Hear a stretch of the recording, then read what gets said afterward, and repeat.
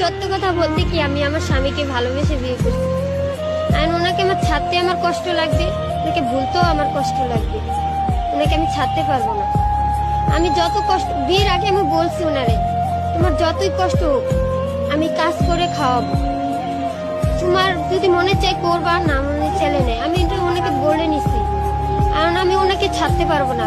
যদি ছাড়িও তাহলে আমার চারদিক দিয়ে লাথি উষ্টা খেতে হবে।